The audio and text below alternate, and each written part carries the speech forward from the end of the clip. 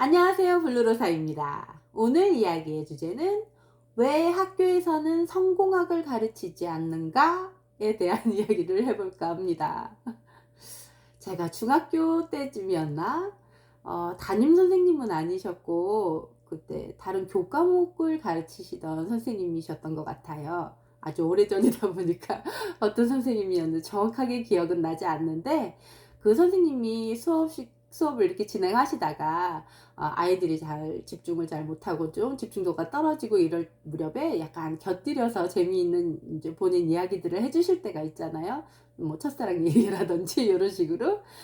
그런데 이 선생님이 그때 어떤 이야기를 해주셨냐면, 본인의 친구분이 계셨다고 했어요. 그때 그 선생님 연배가 많아봐야 한 30대 중반, 후반 요 정도 되시는 선생님이셨던 것 같은데, 제 기억으로는 그거보다 조금 더 연배가 있으실 수도 있는데, 아무튼 본인 친구분이 있으셨는데, 어느 날부턴가 집에 콕 틀어박혀서 책을 굉장히 열심히 읽더래요. 본인 친구분이. 그러더니 한 몇 달을 굉장히 집에 틀어박혀서 책을 열심히 읽더니 어느 날 갑자기 또 툭툭 털고 밖으로 나오더니 사업을 시작을 하시더래요.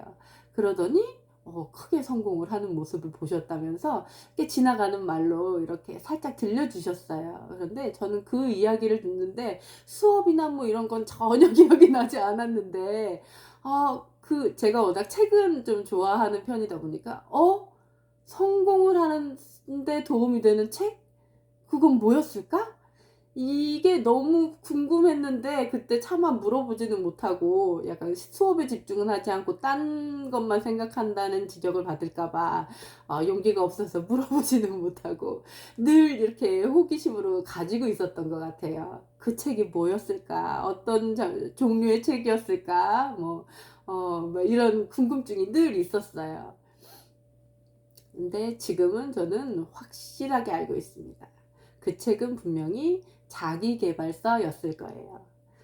저희 나라에서는 보통 자기계발서라고 표현하지만, 외국 분들을 표현을 들어보면 주로 성공 철학 내지는 성공학 이런 표현을 주로 쓰시는 것 같아요. 근데 왜 우리나라에서는 유독 자기계발서라고 부르는지 그 부분도 저는 좀 생각을 해볼 부분인 것 같기는 한데, 어쨌든 오늘 이야기의 주제는 왜 학교에서는 성공학을 가르치지 않는가입니다. 제가 자라 나올 때는 뭐 그렇게까지 자신의 삶이나 뭐 주변 환경은 그냥 늘 당연하다고 받아들이게 되잖아요. 커다란 의문을 느끼지 못했던 것 같아요. 대학교 졸업할 때까지. 그런데 아이들을 키우면서, 제가 이제 그쪽 자기계발서 장르의 책을 워낙 많이 읽다 보니까 궁금증이 생겼어요. 이렇게 유용하고 정말 사회에 나왔을 때 정말 실질적인 도움을 줄 수 있는 장르의 책들이고 이런 내용인데 왜 학교에서는 가르치지 않을까? 라는 궁금증이 들었던 것 같아요.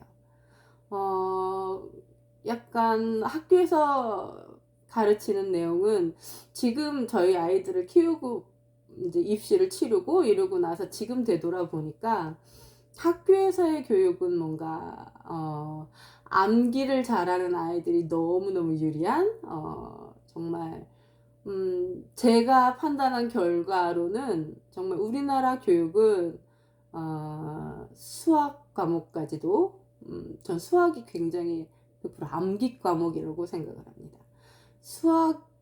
우리나라 수학은, 그러니까 수능 수학은, 암기할 수 있는 능력만 충분히 가지고 있다면 1등급이 가능한 과목이에요. 제가 본 수능 수학은 말이에요. 그리고 주변에서 실제로 그런 아이들도 봐왔기 때문에 제가 확신하는 것 같습니다.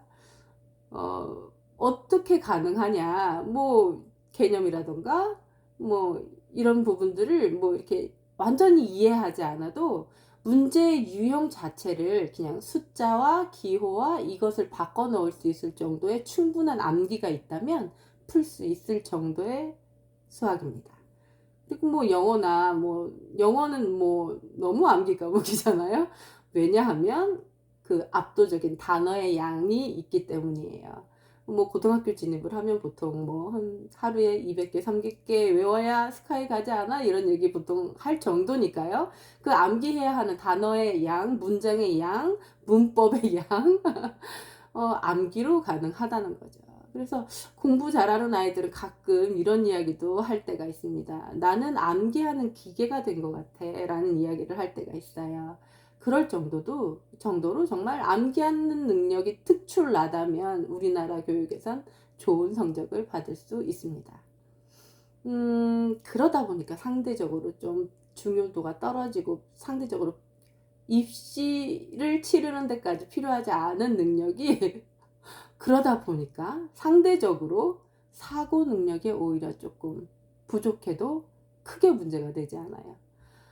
자기계발서의 장르의 책들은 많은 생각들을 하게 하고 동기부여를 하는 책도 많고 행동하라는 도전하라는 내용의 책들이 많고 일단 들었을 때 거부감과 압박감과 이런 것들을 주면서 열정은 물론 불러일으키지만 많은 사고를 하게 만드는 책들이 많아요.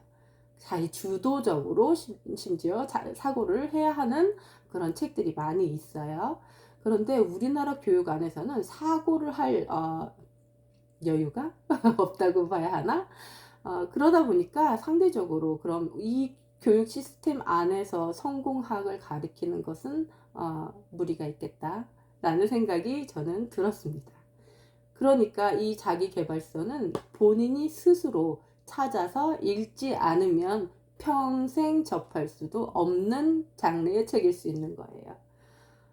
제가 접해본 자기계발서들은 정말 한두 권만 읽어도 정말 본인의 어떤 선택의 순간, 본인의 삶에 한두 가지만 적용을 해도 정말 너무너무 큰 효과를 볼 수 있는 그런 내용의 책들이 굉장히 많단 말이죠.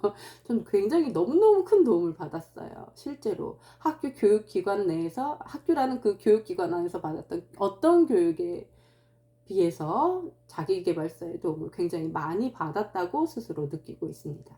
그런데 학교 교육 내에서는 가르칠 수가 없는 것 같아요. 상대적으로 암기와 사고라는 부분을 놓고 보았을 때 사고 능력이 뛰어나요 라는 뜻은 이 사고 능력이 뛰어나야 발휘할 수 있는 능력들이 문제 해결 능력, 창의성 이런 부분들입니다. 말로는 늘 문제 해결 능력을 키워야지, 네가 창의성을 키워야지 라고 아이들에게 얘기를 하게 되잖아요. 근데 이 교육 시스템 전체적으로 이 시스템 자체를 놓고 보면 그걸 기를 수 없는 교육을 진행하고 있어요. 그러면서 아이들에게는 문제 해결 능력과 창의성을 기대하고 있는 거죠. 약간 교육 제도의 문제라는 게 좀 느껴지더라고요. 그래서 저는 그렇다 보니까 저희 아이들이 그 아이들의 재능을 떠나서 이 교육 시스템 안에서 초등학교 6학년, 중학교 3년, 고등학교 3년이라는 이 과정 안에서 너무너무 잘 훌륭하게 적응하는 것을 바라지 않았어요. 이 과정을 거치고 나면 약간 고도로 훈련된 모난곳이 정리된 아이들 그런 인물로 자라날 것 같은 느낌이 드는 거예요. 그래서 저희 아이들은 어쨌든 학교라는 곳을 계속 다니면서 그 교육제도 안에서 성장하고 있다 보니까 그걸 벗어나는 건 굉장히 큰 용기가 필요한 일이죠. 그리고 일반적인 시선으로 바라봐 주지도 않을 뿐더러 본인 스스로도 용납하기가 좀 어려운 부분이 있어요. 소속감을 얻을 수 없으니까요. 그러다 보니까 학교 시스템 안에서 이 아이들이 자라나는데 저는 이 사고라는 부분이 굉장히 사람의 인생을 살아가는데 중요하다고 생각을 했기 때문에 이 교육제도 안에서 너무나 잘 적응하는 아이로 자라지는 않았으면 하는 바람이 있었어요.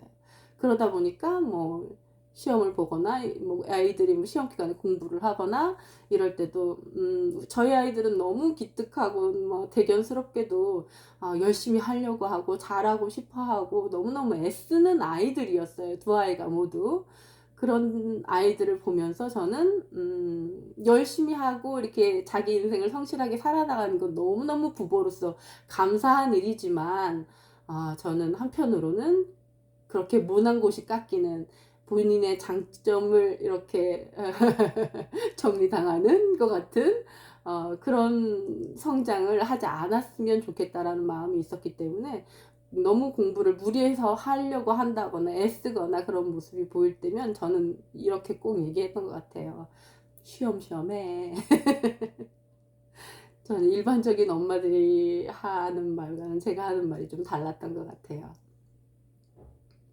그리고 저는 고등학교까지의 공부는 실제적인 공부라고 생각하지 않습니다. 그건 그냥 단편적인 지식의 습득이라고 보기도 어려워요. 사실은 시험 보고 나면 이렇게 나가는 정보들도 너무너무 많기 때문에 그건 전 진정한 공부라고 생각하지 않습니다. 진정한 공부는 대학교 이후부터 시작이 되는 거라고 사실은 생각을 해요. 그 단순 암기는 본인의 것이 아니거든요.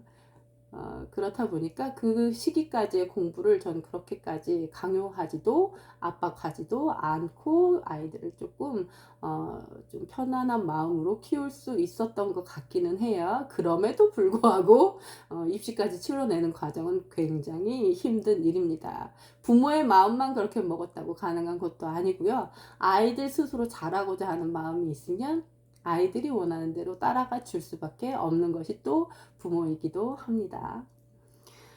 그래서 일단 저는 자기계발서를 쓰고 싶어 하고 제가 너무나 도움을 많이 받았던 장르이기도 하고 그런 걸 한 번도 못 접해 보신 분이 계시다면 너무너무 안타까운 마음도 있고 그런 마음에서 준비해 본 영상이고요.